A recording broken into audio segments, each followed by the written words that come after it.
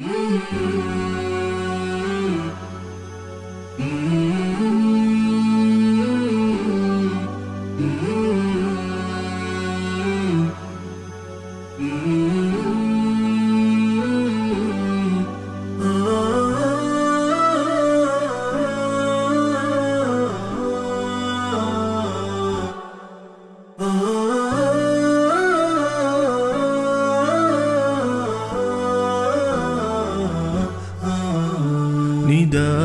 الحق صوت قد شجاني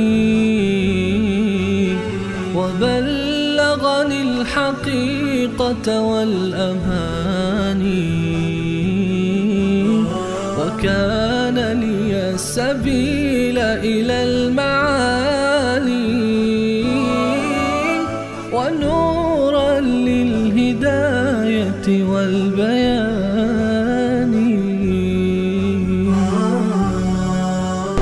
أعوذ بالله من الشيطان الرجيم. بسم الله الرحمن الرحيم. لا أقسم بهذا البلد وأنت حل بهذا البلد ووالد وما ولد لقد خلقنا الإنسان في كبد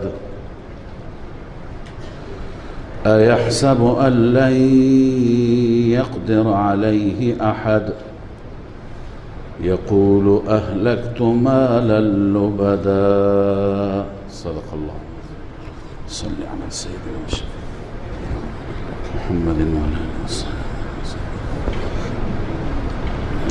در سوره مبارکه فجر، سوره والفجر، من شما در رابطه با مذمت دنیا و ناپایداری زندگی و اینکه زندگی واقعا ارزش ندارد و همچنین اینکه انسان فریب مال نخورد مطالبی خواندیم.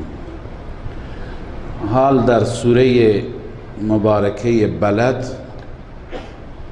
در این سوره الله عزوجل بعضی از مصارف مال را، از جاهایی که انسان مال مصرف بکند و رضایت خدای عزوجل را به دست بیاورد در این سوره بیان شده. ابتداءً مثل بسیاری از سوره های دیگر خدای عزوجل آغاز می فرماید سوره را با سوگند یاد کردن. سوگند الهی برای تأکید است، مطلبی را که خیلی تأکید بفرمایند و روی اون فشار بیاورند، اونجا سوگند یاد می کنند. اینجا الله عزوجل سوگند یاد کرده به شهر مکه مکرمه. تقدس مکه را هم این سوگند می رساند. لا اقسم، این لا اضافه هست، طلاب عزیز قبلا گفته شده. لا اقسم بهذا البلد و انت حل بهذا البلد. سوگند به این شهر، یعنی این شهر گواه است و شما در این شهر تشریف دارید. حل چند معنا میتونه داشته باشه. یکی حل به معنی نزول هست، یعنی شما اینجا حضور دارید، نزول کردید، ساکن هستید، باشنده هستید. بعضی گفتن حل در مقابل حرم است، چون در حرم امن الهی درگیری ممنوع بود، اما برای رسول اکرم صلی الله علیه و سلم درست، به خاطر اینکه رسول الله برای هدف مقدس و بالاتر از اون حرم که اون هدف توحید و یکتاپرستی هست می جنگیدند. لذا آن حضرت صلی الله علیه وسلم را اینجا خداوند فرموده انت حل، یعنی در این شهر شما حل هست، به این معنی که برای شما حلال است، برای شما جایز است که مبارزه بکنید. و معنی اول همون که شما اینجا ساکن میشوید. بسیاری از مفسرین گفتن این سوره مکی است، هنوز هجرت اتفاق نیفتاده، بعد از این رسول الله به هجرت میرن و بعد از هجرت مجددا خدای عزوجل مکه را فتح میکند. لذا بعضی معتقدن که این اشاره بر غلبه به مکه هست که شما بر این شهر نزول میکنید، یعنی غلبه میکنید، این شهر را تصرف میکنید و این شهر میشه شهر شما.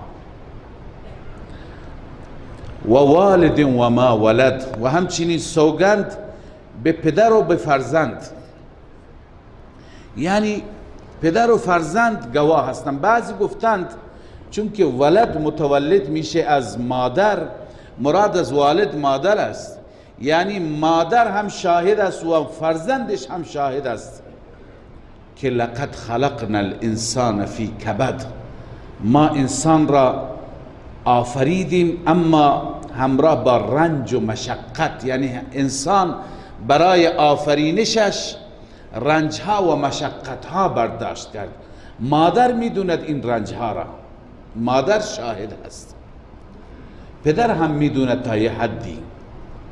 اما بعضی دیگه گفتن منظور از والد آدم علیه السلام هست و ما ولد تمام فرزندان آدم هستند. و منظور از رنج و مشقت فقط رنج و مشقتی که در زمان ولادت هست نیست، بلکه تمام رنجها و مشقتهای زندگی مراد است. پس الله عزوجل می فرماید که والد و اولادش، آدم و تمام ذریهش گواه هست، شاهد هست که لقد خلقنا الانسان فی کبد، انسان را ما آفریدیم. انسان در کبد، در مشقت، فالمراد من کبد النصب والمشقه،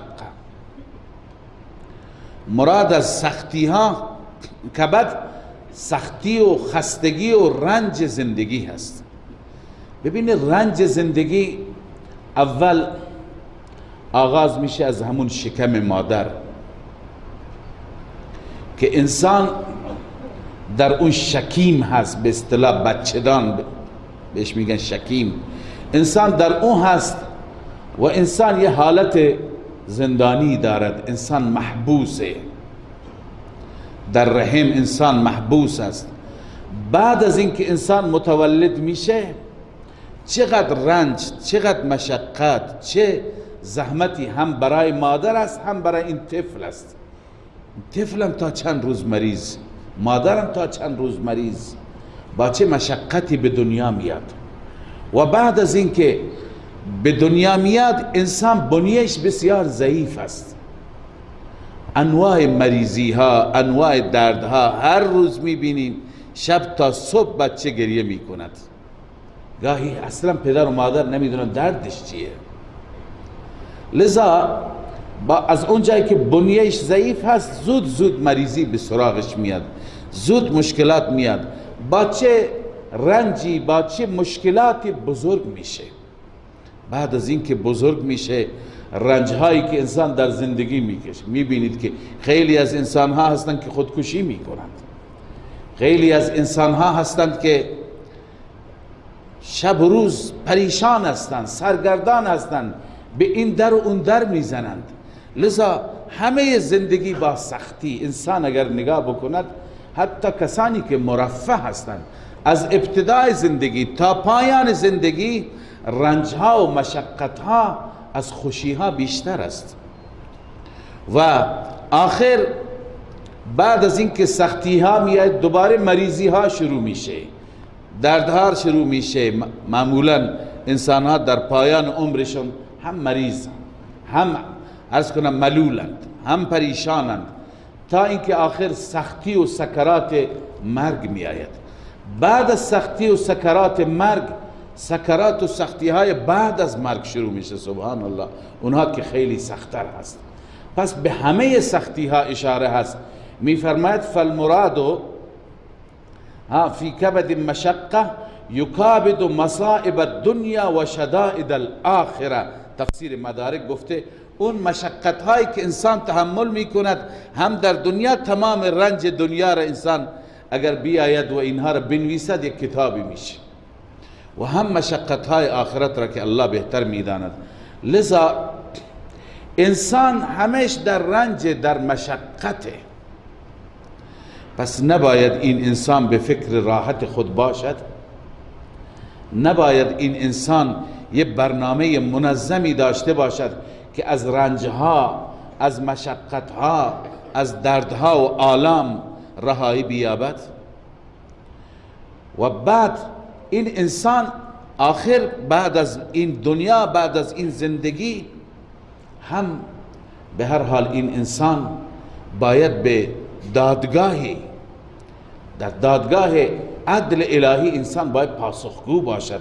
لذا الله می فرماید ایحسب ان لن یقدر علیه احد یقول اهلکت مالا لبدا. آیا این انسان فکر می کند که هیچ کسی بر او قادر نیست؟ هیچ کسی بر او قادر نیست و میگوید من خیلی مال خرج کردم. یقول اهلکت مالا لبدا، ای کثیرا، مال زیاد خرج کردم. خب این مال را خرج کردید در چه راهی؟ در راه معصیت عموما خرج میکنند، در راه نظر لغیر الله خرج میکنند، در راه شرک و ترویج شرک خرج میکنند. ان یحسب ان لن یقدر علیه احد حین کان ینفق ام بعد ذلك، در زمان خرج کردن یا بعد از خرج کردن آیا او را کسی نمی بیند که فیسأله عنه، که از او سوال کند؟ یعنی بدان که تو خرج میکنی الله میبیند، لذا بستگی داره چه راهی خرج میکنی. یعنی ان الله سبحانه و تعالی یراه فیجازیه فیحاسبه علیه، خدا میبیند و الله محاسبه میکند، طبق عملش بهش جزا میده. ان خیرا فخیر و ان شرا فشر. اگر راه درستی، چون بیشتر در این آیه، در این سوره مبارکه در رابطه با مصارف است که کجا خرج کنید، این نوعی مقدمه هست که ای انسان تو فکر میکنی خرج که میکنی خدا نمیبیند، که گاهی ادعا میکنی من این همه مال مصرف کردم. لذا الله میفرماید ایحسب ان لم یره احد، آیا میپندارد انسان اینکه او را کسی نمیبیند؟ باید این انسان بر این ایمان و باور باشد که همواره زیر دید هست، زیر نظر هست، زیر دوربین و ذره‌بین هست. پس انسان باید حساب شده خرج کند. الله میفرماید ابتدا انعامات را ذکر میفرماید و بعد انتظارات را از انسان. الم نجعل له عینین و لسانا و شفتین، آیا ما قرار ندادیم برای انسان دو چشم؟ چه نعمت بزرگی است این دو چشم. اگر این نباشد انسان تصور بکنه نمیتونه خودش را تصور بکنه. و لسانا، الله میفرما به انسان زبانی دادیم، و شفتین، دو لب دادیم که این لب هم علاوه از منافع دیگر چه زیبایی هست برای انسان. و هدیناه النجدین، این همه نعمت ها را که بهش دادیم دو راه را هم بهش نشان دادیم. و هدیناه النجدین، دو راه، یکی راه ضلالت، یکی راه هدایت، یکی راه شرک و کفر، یکی راه ایمان و توحید، یکی راه معصیت و گناه و یکی دیگر راه طاعت و بندگی. الله میگه ای انسان من به تو این همه نعمت ها را دادم، بعد از اون دو راه را هم بهت نشان دادم. فلاقتحم العقبه، چرا این انسان رد نمی کند گردنه را؟ معنیش اینه که در مسیری که ما قرار داریم، وقتی میخواهیم به هدف برسیم، به مقصد برسیم، گردنه های خطرناکی هست. ببینید که از گردنه ها نیفتید، سرنگون نشید. چرا انسان رد نمی کند گردنه را، برداشت نمی کند؟ رد کردن گردنه چیه؟ و ما ادراک ما العقبه، خبرداری عقبه چی است؟ یعنی این عقبه را، گردنه ها را اگر سپری کردی، پشت سر گذاشتی، به موفقیت بسیار بزرگی دست یافتی. اون گردنه‌ای که الله معرفی می‌فرمایند مصارف مال هستند. مالها را در جاهای مصرف کنید که این مصرف تأثیر داشته باشد. مثلا فک رقبت او اطعام فی یوم ذی مسغبه. فک رقبه، آزاد کردن گردن.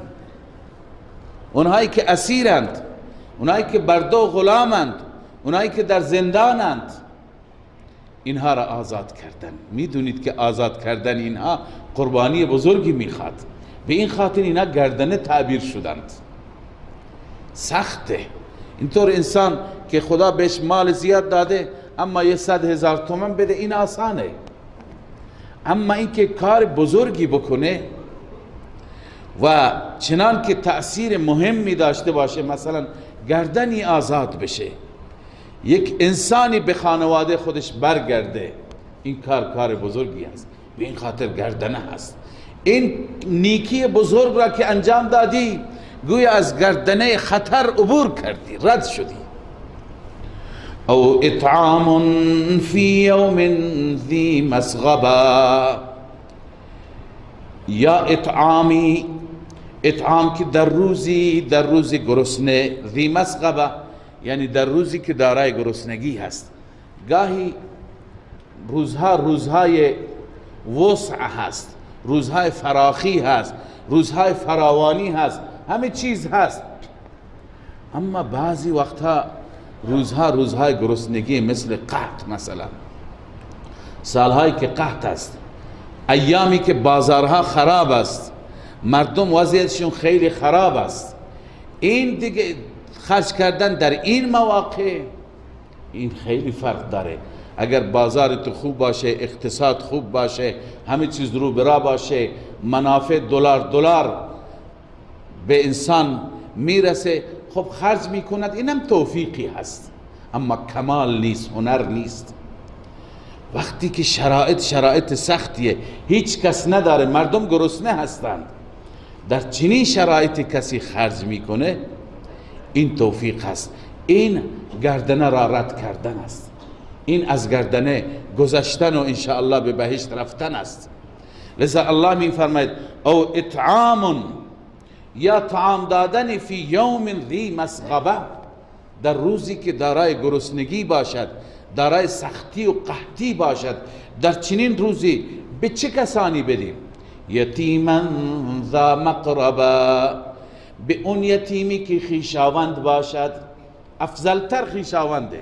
اگر خویشاوند نبود، یتیم دیگر. از همه مصارف بهترین مصرف اون مصرفی که انسان برای خویشاوندان خودش داشته باشه. چون در این دو فایده هست، هم صله رحمی میشه و هم مشکل مسلمانی حل میشه، شکمی سیر میشه، حاجتی برآورده میشه، دردی درمان میشه. پس هم درمان درد هست و هم صله رحمی هست. این اجرش مضاعف است. به این خاطر گفته شده یتیمی که با شما قرابت و خویشاوندی داره، ولی اگر قرابت و خویشاوندی نداشت، هم به هر حال اجرش زیاد است. اما این دبل، این بیشتر. او مسکینا ذا متربه، یا مسکین بدحالی. چی داره مسکین؟ چیزی نداره. ذا متربه، خاک داره. معنیش اینه که تو خونش برو بگرد، خاک میبینی، چیزی دیگه نمیبینی. یعنی بدحال، خیلی شرایط زندگیش سخته. خب حال اون کسی که داره، اون هم مستحق است، مقداری داره. مثلا قبلا خدمت شما عرض کردم، بعضی میگن فقیر اونه که کمی داره، بعضی میگن مسکین اونه که کمی داره. از اون آیه اما السفینه فکانت للمساکین استدلال گرفتیم. اما اونه که بدحالتر است، اونه که نادارتر است، اون اجرش مضاعفه، پاداشش بیشتره. این بر وظیفه ماست که وظیفه ماست پیدا بکنیم اینها را، از شرایط مردم خودمون را آگاه بکنیم، ببینیم چقدر مردم دارن، چطور زندگی میکنن، چه میخورن، چه میپوشن، لذا بعداً به اونها رسیدگی کنیم. ثم كان من الذين آمنوا وتواصوا بالصبر وتواصوا بالمرحمه. این ثم تعقیب ذکری هست، برای ترتیب نیست که اول انسان مال بده بعدا ایمان بیاره، نه، این تعقیب ذکری هست، یعنی بعد از اون اینو بشنو که لازم هست این انسانی که این همه انفاق میکند، این انسان شرایط قبولیت را هم داشته باشد. مثلا ثم كان من الذين آمنوا، از مؤمنین باشد، اهل ایمان باشد، و تواصوا بالصبر، و هم دیگر را وصیت به صبر و به تحمل بکنند، و تواصوا بالمرحمه، و هم دیگر را توصیه بکنند به رحم کردن، به رحم و شفقت و محبت، یعنی هم دیگر را امر به معروف کنند، توصیه به مهربانی کنند. الله می فرماید وقتی که این بندگان این گونه باشند، اولئک اصحاب المیمنه، این بشارت است، این بشارت هم دنیوی است هم اخروی. در دنیا اینها اصحاب المیمنه اند، اصحاب الیمین، کسانی که نامه اعمال به دست راست تحویل میگیرند. این کسی که هم ایمان دارد، هم عمل صالح حق خدا را ادا می کند، هم به یتیم میرسد، به مسکین میرسد، به فقیر و دردمند میرسد، یعنی هم حق الله را، التعظیم لامر الله همینه، هم حق الله را انجام میده، الشفقت علی الخلق، هم بر خلق خدا شفقت داره. اینها هستند اصحاب یمین، اینها هستند کسانی که در روز قیامت پروندهشان، نامه اعمالشان به دست راست تحویل میگیرند و ان شاء الله وارد بهشت میشوند. اما والذین کفروا، این تخویف اخروی هست، آنانی که کفر بکنند به آیات ما، این آیات را باور داشته نباشند، این دستورات را نادیده بگیرند، هم اصحاب المشأمه، اونها اصحاب شمال هستند، اصحاب چپ هستند، کسانی که نامه اعمال به دست چپ تحویل میگیرند. علیهم نار مؤصده، بر آنان آتشی هست که مؤصده به معنی اینه که محصوره، حصر میشه، بند میشه در همونها، یعنی اینا در آتش بسته هستند و آتش هم مخصوص اینها بسته است، جای دیگه زبانه نمیکشه، فقط بر بدن اینها زبانه میکشه. بله، اینها کسانی هستند که به آیات کفر بکنند و به وظیفه خودشان عمل نکنند. سوره مبارکه و شمس است. در سوره و شمس هر دو موضوع گذشته، هم در سوره واللیل هم در سوره و شمس که واللیل بعد از میاد، یعنی هم موضوع توحید و هم تزهید عن دنیا بیان میشه. اما با این تفاوت که در سوره شمس دو انسان ذکر میشه که از نظر اعتقادی با هم تفاوت دارند، در سوره واللیل دو انسان ذکر میشه از نظر عملی با هم تفاوت دارند. یعنی اینجا دو انسان هستند اعتقادی، یکی کفر شرک میکنه، یکی ایمان و عمل صالح انجام میده. اونجا دو انسان از نظر عملی با هم تفاوت دارند، یکی انفاق میکنه، یکی بخل میکنه. الله ابتداءً هم به مخلوقات بزرگش سوگند یاد میکنه، یعنی این تاکید است که شما این مطالب را باور کنید، بر صفحه قلبتون بنویسید. الله می فرماید والشمس و ضحاها، سوگند به خورشید و روشنی آن خورشید، ضحای خورشید. بیشتر وقت ضحا وقتی است که خورشید اندازه یک دو نیزه بالا میزنه بعد از صبح، و نماز چاشت هم همون وقت میخوانیم، نماز ضحا هم همون وقت میخوانیم، معمولا ساعت 9 و 10 این زمان خوب روشن میشه. والقمر اذا تلاها، و سوگند به ماه اذا تلاها ای تبعها، دنبال میکند خورشید را، دنبال میکند خورشید را. این کدوم شب هست، ماه همیشه دنبال میکنند. بعضی گفتن این زمانی هست که از یک طرف غروب خورشید هست و از یک طرف طلوع ماه هست. این مربوط به شب 14 هست. بعض میگن مربوط به چیه؟ شب 14. شب 14 خورشید وقتی که غروب میکند از اون طرف ماه طلوع میکند. پس الله عزوجل در واقع سوگند خورده به ماه 14، به ماه 14، هم به خورشید و القمر اذا تلاها ماه 14. اما بعضی گفتند شیخ ما میفرماید نه، خورشید زمانی که این مربوط به اون شبی هست که خورشید تازه طلوع میکنند، ماه هم همون زمان پشت سرش طلوع میکند، اون شب اول ماه هست. شب اول که ماه دیده نمیشه، صبحش خورشید و ماه همزمان طلوع میکنند. اینجا که میخواد غروب بکنه خورشید و ماه همزمان غروب میکنه، یعنی اگر خورشید جلوتر غروب میکرد یه مقدار تاریک میشد، ماه دیده میشد. ماه که دیده نمیشه شبهای اول یا شبهای آخر ماه گذشته، به دلیل این هست که ماه همزمان با خورشید غروب میکنند، لذا قابل رویت نیست. چون که اینجا شیخ رحمه الله میفرماید سوگند به دو چیز خورده شده، هم به روشنی هم به تاریکی. چون بعد میاد و النهار و اللیل، هم به روز هم به شب. چون وقتی که به روز و به شب سوگند میخورند، به روشنی و به تاریکی، اگر تفسیر بکنیم به ماه 14، خب خورشید هم روشن، ماه 14 هم روشن، هر دو روشن، پس یکی روشن و یکی تاریک نشد. پس بهتر است که ماه را به شب اول تفسیر بکنیم که یکی خورشیده که روشنه، یکی اون شب اول است که ماه هست و شب تار است، هیچی پیدا نمیشه. و النهار اذا جلاها، قسم به روز زمانی که او را خورشید روشن می کند. واللیل اذا یغشاها، وقتی که او را الله روشن می کند یا به وسیله خورشید روشنش می کند. واللیل اذا یغشاها، و سوگند به شب وقتی که او را تحت پوشش قرار میده. والسماء و ما بناها، آسمان و آنچه که الله در آسمان بنا کرده. والارض و ما طحاها، و سوگند به زمین و آنچه که در زمین الله عزوجل فرش کرده، گسترده در زمین. ببینید اینجا خدای عزوجل در سوگند ازداد را ذکر کرد. ازداد یعنی چه؟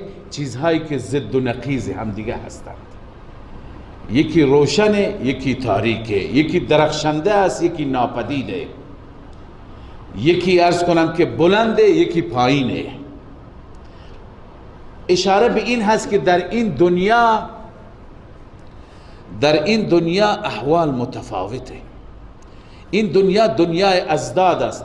اگر در دنیا سردی هست گرمی هم است، اگر در دنیا روشنی هست تاریکی هم است، اگر شیرینی هست تلخی هم است، اگر خوب هست بد هم است، اگر ایمان است شرک هم است. می آید به نفس میرسن، نفس انسان، که در نفس انسان همینطور هر دو صلاحیت و هر دو قابلیت هست. این نفس میتونه سرکش و اماره بشه، این نفس میتونه با تقوا و با ایمان بشه. پس و الشمس و ضحاها، خورشید و روشنیش. و القمر اذا تلاها، ماه شب اول که دنبال میکنه خورشید را، یعنی تاریکی شب. پس ببین این ضد و نقیض. و النهار اذا جلاها، روز را وقتی که کاملا روشن میکند الله. و اللیل اذا یغشاها، شب وقتی که کاملا تحت پوشش قرار میده. پس ببین یکی روشن یکی تاریک، ضد هم هستند.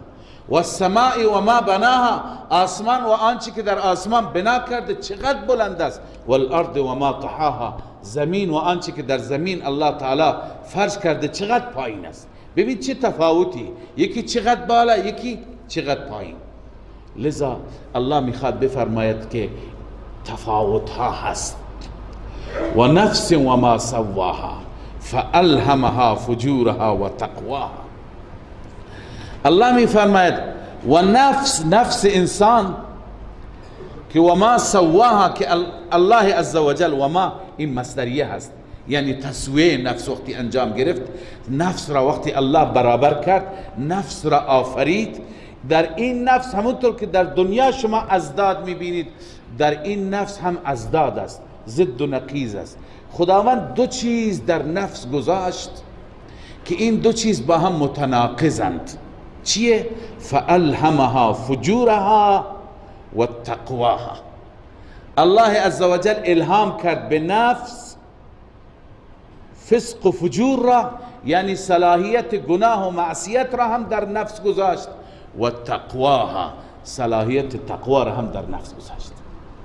الان نمیتونی بگی که دیگه خدا همینطور آفریده گناهکارن. نه، الله هر دو صلاحیت را گذاشت، بعد به تو اختیار داد که تو کدوم را شکوفا میکنی، کدوم را تقویت میکنی. آیا هوای نفس، خواهش نفس، قواتی که خطرناکن در نفس، دو تا قوت هستند: قوت غضبانیه، قوت شهوانیه.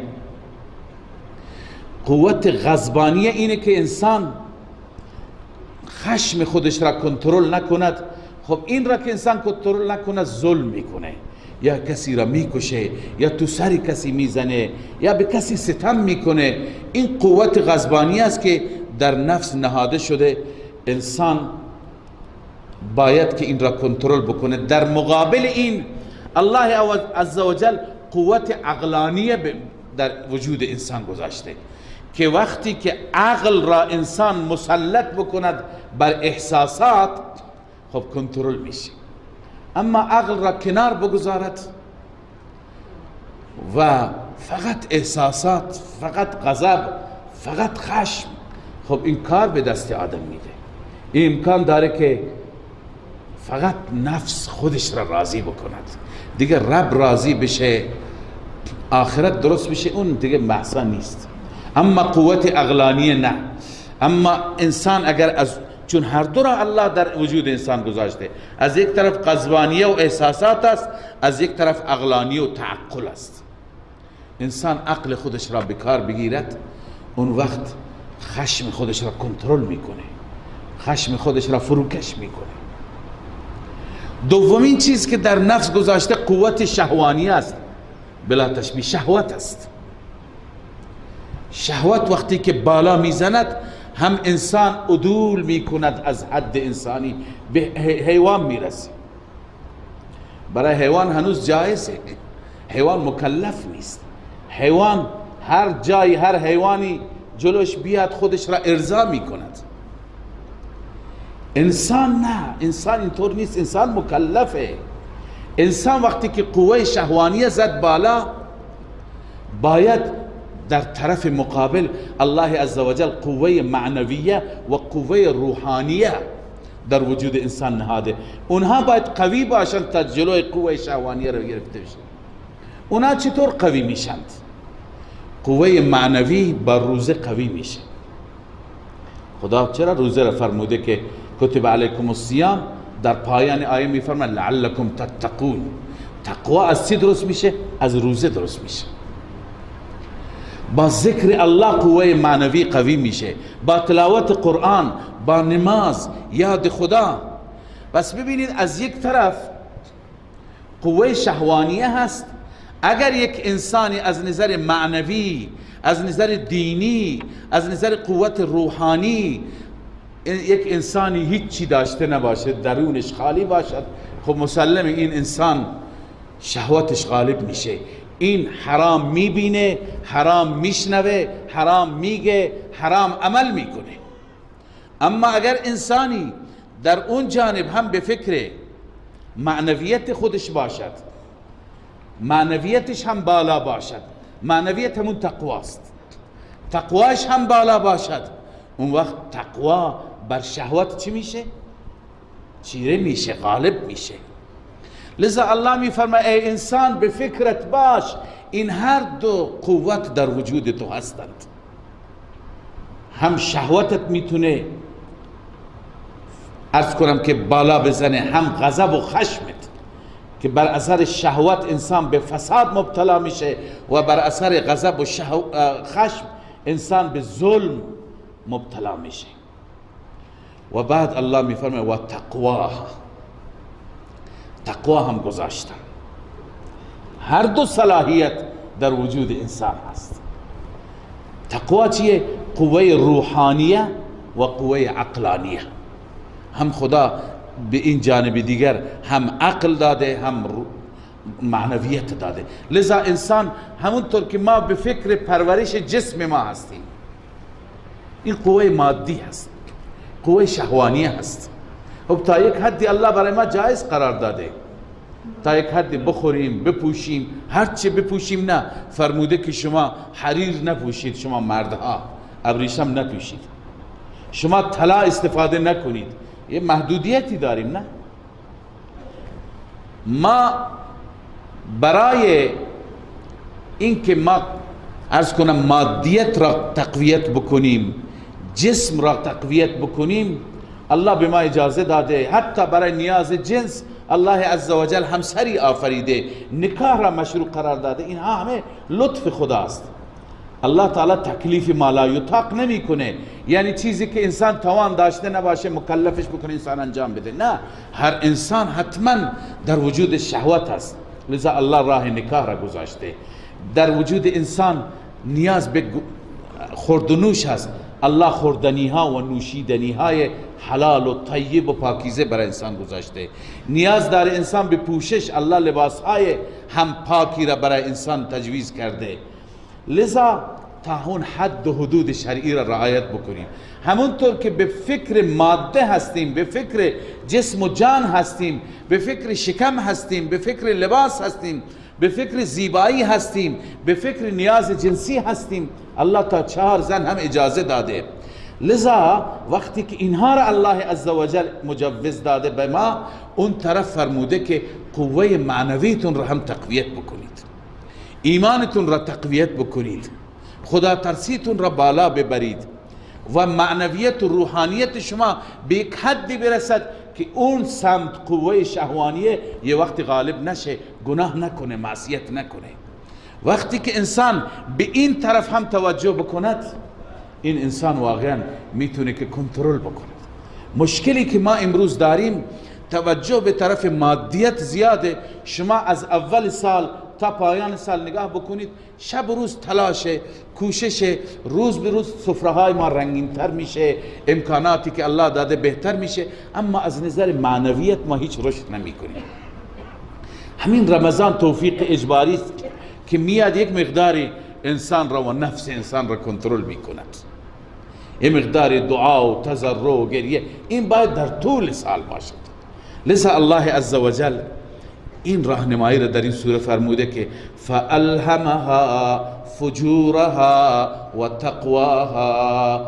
اون نفس را که الله برابر آفرید، در او الهام کرد، هم فسق و فجور را، هم شهوت و غضب گذاشت، و تقواها، هم او را الهام کرد به تقوا. تقوا یعنی قوه روحانی و عقلی. حال جواب قسم اینه: قد افلح من زکاها و قد خاب من دساها. الله به چند چیز سوگند یاد کرد. بعد از اون سوگندها که 6 چیز هستند، یا با خود نفس 7 چیز میشه، بعد از اون سوگندها الله میفرماید قد افلح من زکاها. سوگند به خورشید، سوگند به ما، شب و روز، به آسمان و زمین، که قد افلح من زکاها. اون انسانی رستگار هست که نفس خودش را تزکیه بکند. باید به فکر تزکیه نفس باشی. رستگار اون انسانی هست که نفس را تزکیه بکند، پاک بکند.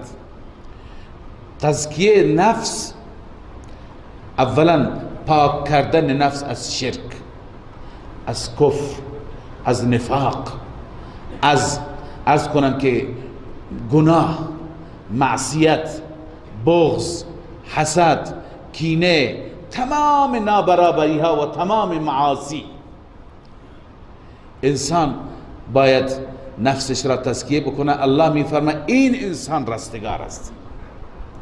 و قد خواب من دساها، و همانا خائب و خاسر است، ناکام و نامراد است، من دساها، هر کسی که این نفس خودش را آلوده بکند.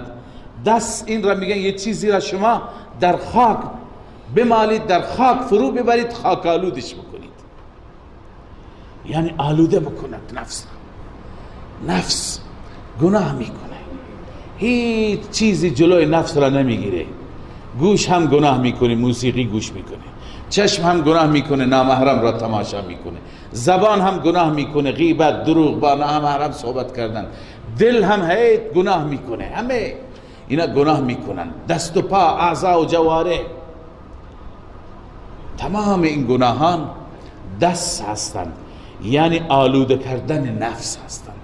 لذا الله میفرماید خائب و خاسر، ناکام و ناموفق اون انسانی هست که من دساها، اونی که نفس خودش را چی بکند؟ آلوده بکند و خاک آلودش بکنه، پاکش نکند. لذا ببینید راه را الله به ما نشون داده. این قرآن چطور جالب راهنمایی میکند. بعد از اون با من و تو هست که چه اندازه از این فرمان رب العالمین ما استفاده میکنیم و آخرتمون را آباد میکنیم، مولایمون را راضی میکنیم.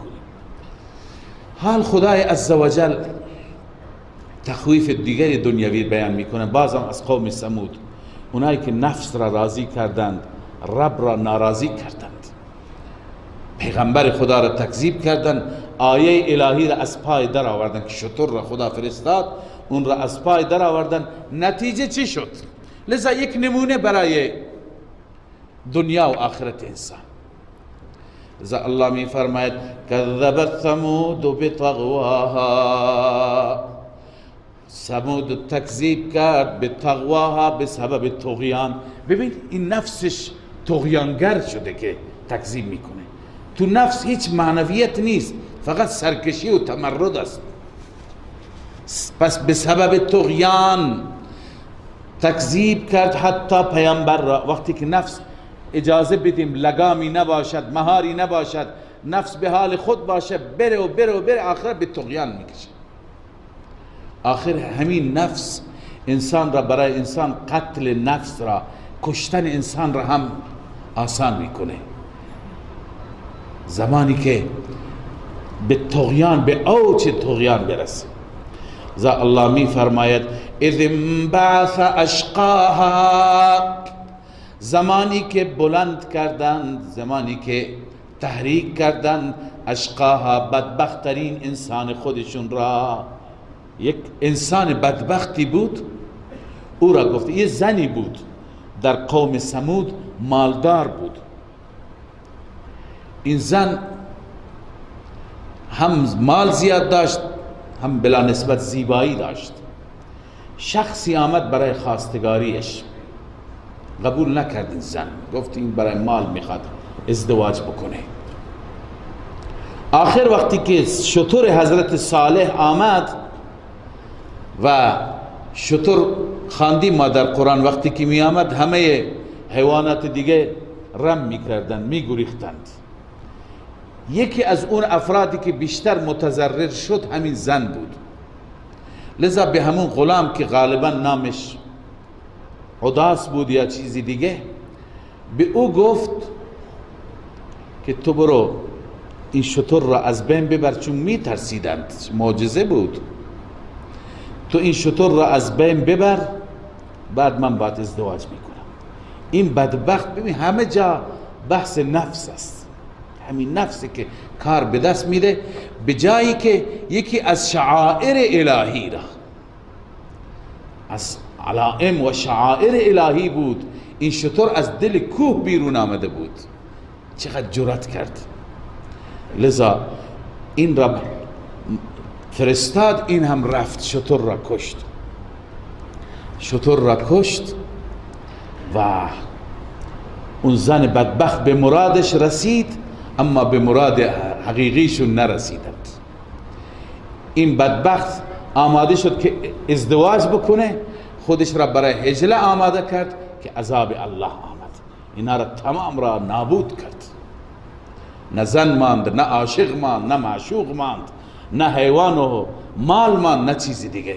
الله می فرماید اذ انبعث اشقاها، زمانی که تحریک کردن آنها بدبخترین انسان را، فقال لهم رسول الله ناقة الله و سقیاها، به آنان گفت رسول خدا یعنی حضرت صالح ناقة الله یعنی احفظوا ناقة الله، ای بندگان خدا شتر الهی را حفاظت کنید، بیشتر روز نکنید، و سقیاها و نوبت آبش را هم حفظ کنید. نوبت آبش را یه روز مال شماست، یه روز مال او هست. اما فکذبوه، اناد قوم را ببین، فکذبوه اون پیامبر را آنها تکذیب کردن، فعقروها، این توهین شعائر الله است. فعقروها، او را از پای در آوردند،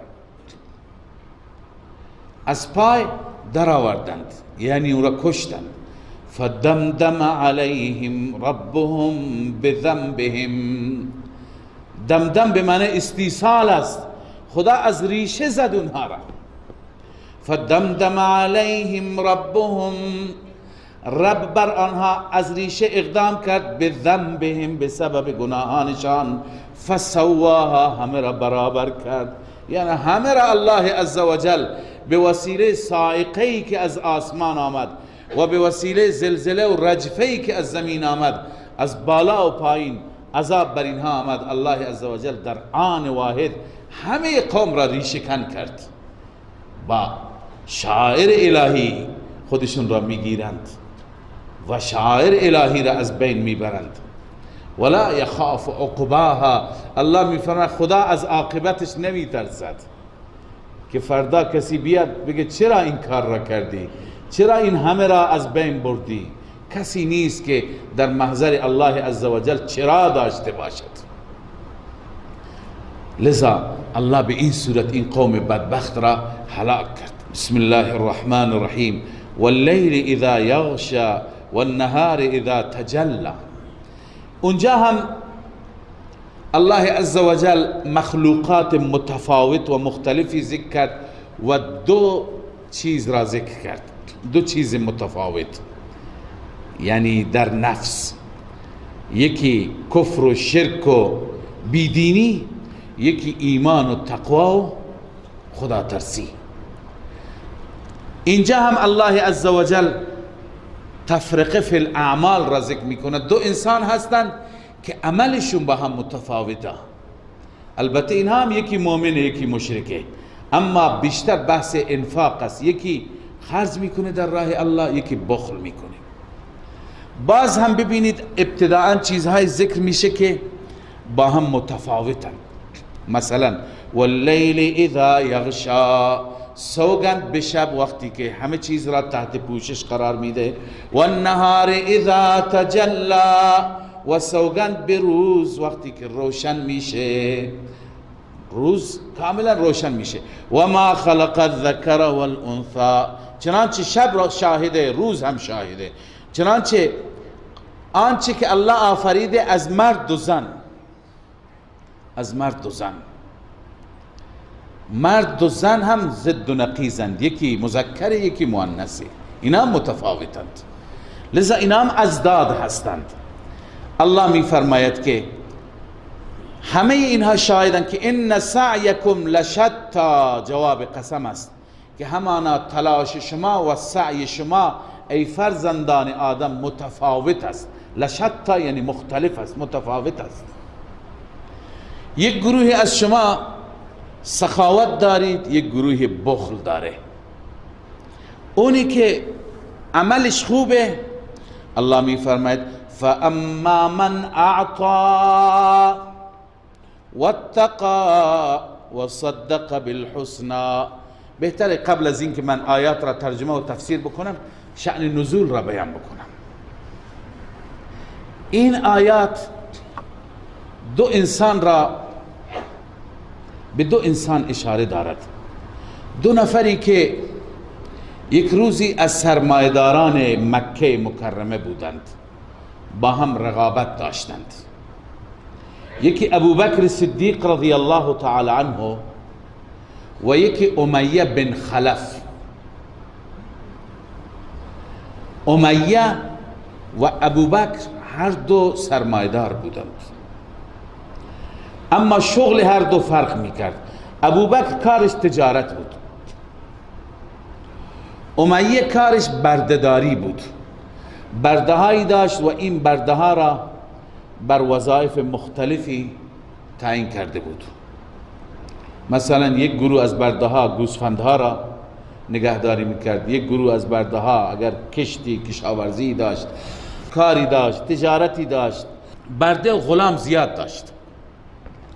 ابوبکر بیشتر تجارت میکرد. اون زمان ابوبکر سرمایش در میان مردم مکه، این قبل از اسلام است، معروف بود. 40,000 درهم داشت.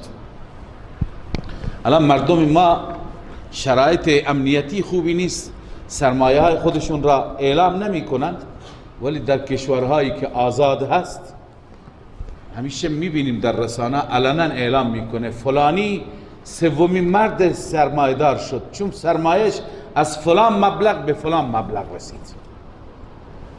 فلانی دهمین نفر است چون این مبلغ سرمایه دارد. لذا خیلی ها هستند که افتخار میکنند، سرمایهشون را اعلام میکنند، ما این همه میلیارد داریم. اون زمان مردم میدانستن فلانی چقدر سرمایه داره، فلانی چقدر سرمایه داره. مال و پول هم زیاد نبود. لذا یکی از بزرگترین سرمایه دارها ابوبکر صدیق رضی الله تعالی عنه بود. 40,000 درهم داشت. 40,000 درهم رقم خیلی بزرگی بود در اون زمان که نان خشک گیر نمی آمده. بعد از اینکه اسلام آمد، ابوبکر صدیق رضی الله تعالی عنه با مال و جان آمد، سرمایش را هم در خدمت رسول الله گذاشت. اما بخش اعظم سرمایه ابوبکر خرج آزاد کردن غلام ها بود. یکی از این غلام ها که مال امیه بود، بلال حبشی رضی الله تعالی عنه بود.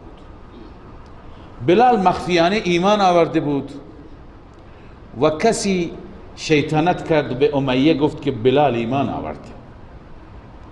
بلال غلام زرنگی بود، امیه هم نمیخواست از دستش بده،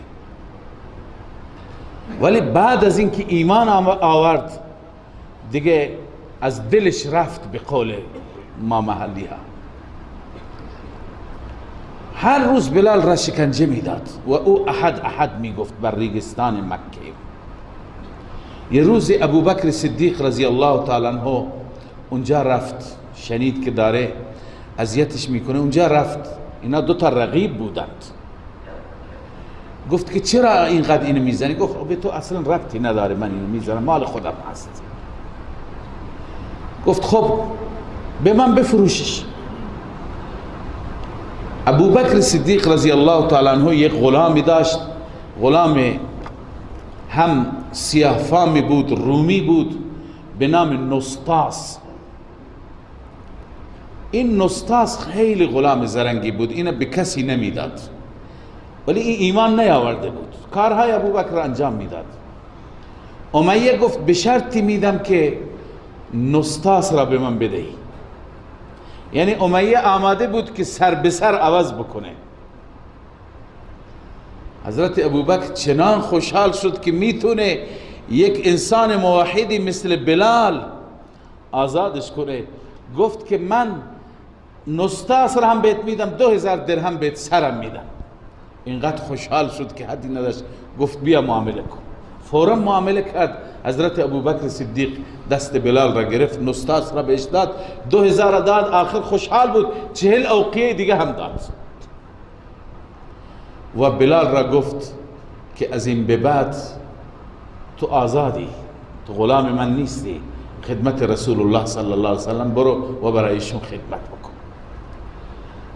حضرت بلال بعد از اون خادم رسول الله صلی الله علیه وسلم و مؤذن رسول الله بود و از رنج امیه آزاد شد. و حضرت ابوبکر صدیق رضی الله تعالی عنه تنها غلام را بلال را آزاد نکرد، بلکه غلام های مختلفی به نام بعضی ها اسمشون است عامر ابن فهیره، زبیره، مهدیه، ام عباس، اینها غلام ها و کنیز هایی بودند که ابوبکر اینها را وقتی میدید که ایمان آوردن میرفت پول میداد آزاد میکرد. کار ابوبکر این بود. بخش اعظم سرمایش در مکه تمام شد، به مدینه نرسید. اینجا واقعا جای خرج کردن بود، اینجا که هیچ چیزی وجود نداشت. این انسان رایگان به اون جایگاه نرسید که بعد از انبیا بهترین انسان روی زمین است، قربانی داده. لذا وقتی که همین غلام ها را آزاد کرد، یک روزی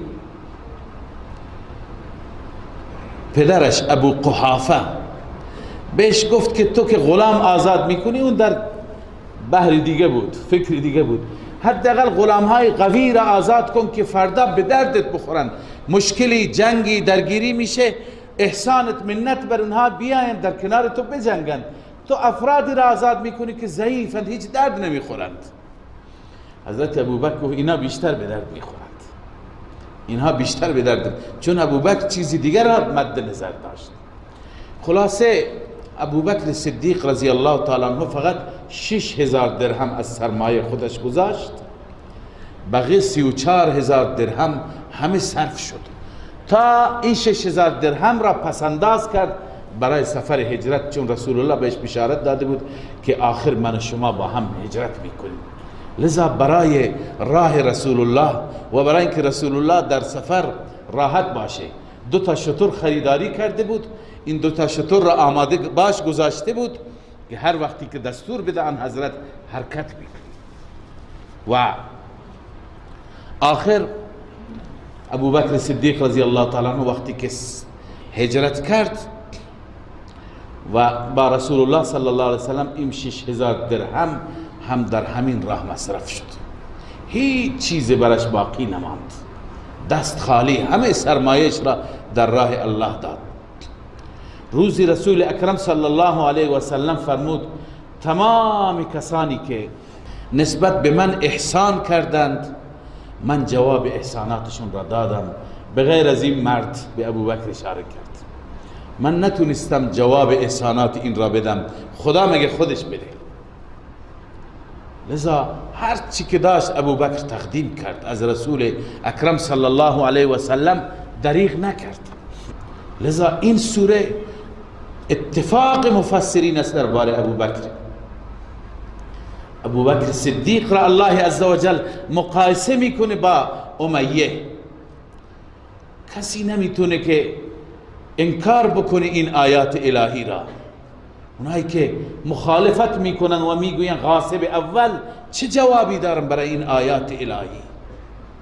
یا باید این آیات را کنار بگذارند یا اینکه این فضائل را تسلیم بشند. الله می فرماید فاما من اعطا واتقا، اما اون انسانی که اعطا میدهد در راه الله، واتقا از خدا میترسد، و صدق بالحسنا تصدیق میکند حسنا، تمام وعده های خوب الهی را قبول داره، باور داره، فسنیسره للیسرا، ما برای او میسر میکنیم یسرا آسانی را. یسرا آسانی، بعضی گفتند راه بهشت را برایش هموار میکنیم، بعضی گفتند یعنی به او توفیق بیشتری میدیم. هر کس که در راه الله بده خدا توفیق بیشتر بهش میده، بیشتر خرج میکنه، بیشتر نماز میخونه، بیشتر نیکی میکنه. به این معنی هست که ما راه یسرا یعنی راه شریعت و راه توفیق را برایش چی میکنیم؟ میسر میکنیم. و ما یغنی ها و اما من بخل و استغنا، اما اون انسانی که بخل بکند و استغنا، مستغنی و بینیاز بشه، و کذب بالحسنا، وعده های الهی را تکذیب بکند، فسنیسره للعسرا، ما برایش میسر میکنیم راه عسرا، راه تنگی را، این هیچ وقت توفیق پیدا نمیکنه. یا برایش میسر میکنیم راه جهنم را. و ما یغنی عنه ماله اذا تردى، مالش از او چی چیزی دفع میکنه وقتی هلاک بشه؟ وقتی این بدبخت هلاک بشه، این بدبخت از بین بره، این از کنم که مال به چه دردی میخورد؟ میتونه دردی برایش درمان بکنه؟ ان علینا للهدى، الله میفرماید همانا بر ماست هدایت و راهنمایی شما که شما را راهنمایی بکنیم، راه هدایت را به شما نشان بدهیم. و ان لنا للآخرة والأولى، همانا آخرت و دنیا هر دو مال ماست. اینجا دارالعمل است، اونجا دارالجزا است. آخرت و دنیا معنیش اینه که اگر هر کسی عمل بکند به ما نفعی نمیرسد، هر کسی عمل نکند به ما ضرری نمیرسد. فلا یضرنا، تفسیر مدارک نوشته فلا یضرنا ضلال من ضل، گمراهی کسی که گمراه بشه به ما ضرر نمیرساند. ولا ینفعنا اهتداء من اهتدى، هر کسی هدایت بشه هدایتش به ما نفعی نمیرساند، یعنی به نفع خودش هست، برای خودش هست، ما راه را فقط نشان میدهیم. لذا الله میفرماید فانذرتکم نارا تلظی، من شما را بیم دادم، من شما را ترسانیدم از آتشی که شعله میزند. انسان به فکرت باش، مواظبت باش. لا یصلاها الا الاشقى الذی کذب و تولی، الله میفرماید در اون آتش داخل نمیشه مگر بدبخترین انسان. بدبخترین انسان کیه؟ الذی کذب و تولی، اون انسانی که کذب تکذیب میکند آیات الهی را، و تولا پشت میدهد. کذب عقیده بد را میگن، تولا عمل بد را میگن. این دو خصوصیت داشته باشه. مسلمان انشاءالله وارد نمیشه، ولی متاسفانه بعضی مسلمانان هستن تکذیب که نمیکنن، تولا پشت میدهند، نه نماز میخونه، نه زکات میده، نه روزه داره، نه انفاق میکنه، هیچ. برای این خطر است. لذا الله میفرماید لا یصلاها، اون آتش را داخل نمی شود الا الاشقى، مگر بدبخترین انسان. الذی کذب و تولا، اون انسانی که تکذیب می کند، یعنی عقیده بد دارد، و تولا، و اون انسانی که پشت می دهد. و سیجنبها الاتقى، از اون آتش اجتناب می کند، دوری می کند با تقوا ترین انسان. همه اتفاق نظر دارن مفسرین که این الاتقا صیغه تفضیل است. با تقوا ترین انسان مراد ابوبکر صدیق رضی الله تعالی عنه است. ما اعتقاد داریم بعد از انبیاء علیهم الصلوات و التسلیمات، بعد از انبیاء افضل ترین بشریشون هستند، افضل ترین انسانیشون هستند. اتقا، از همه متقیتر الله بهش میگه. الذي یؤتی ماله یتزکا، اون انسان با تقوایی که مال خودش را میدهد از روی اخلاص. یتزکا، پاک میکند خود را. و ما لأحد عنده من نعمت تجزا، این کمال اخلاص است.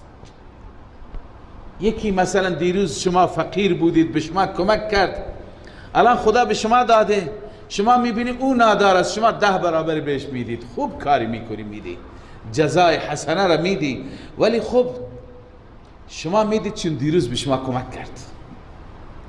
شما همیشه یاد میکنی این برادرم در سختی بوده. اما الله اینو میفرماید اینجا که این ابوبکر هیچ کسی را بنا بر عوض نمیده، یعنی هیچ کسی بری منتی نداره، بری احسانی نداره، این همونطور به خاطر خدا داره میده. و ما لأحد عنده من نعمت، برای هیچ کسی نزد او، عنده ای علیه، بر او نیست نعمتی که تجزاد عوض او داده بشه. یعنی این در عوض کسی به کسی نمیده. پس چرا میده؟ الا ابتغاء وجه ربه الاعلا، نمیدهد مگر به خاطر طلب رضای رب بلند و بالا، به خاطر رب اعلا رضای او داره میده. الله وعده هم بهش میده، این که به خاطر رب رضای رب میده، ولا سوف یرضى، ان قریب راضی هم میشه. یعنی الله عزوجل وعده میده که چه نعمتهای خدا به این میده، چه انعامات خدا بهش میده. الله بهتر میدن. الله میفرماید که ولا سوف یرضى، ان قریب این چی میشه؟ از ربش راضی میشه، ربش عوض میده، عطا میکنه بهش. رضی الله تعالی عنه. صدق الله مولانا العظیم.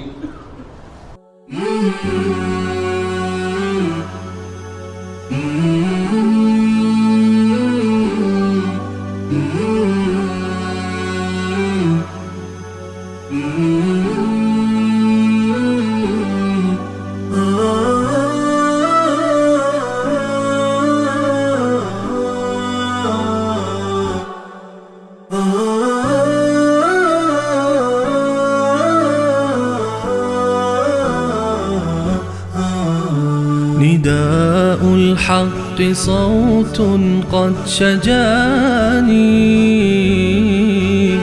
وبلغني الحقيقة والأماني، وكان لي السبيل إلى المعالي ونورا للهداية والبيان.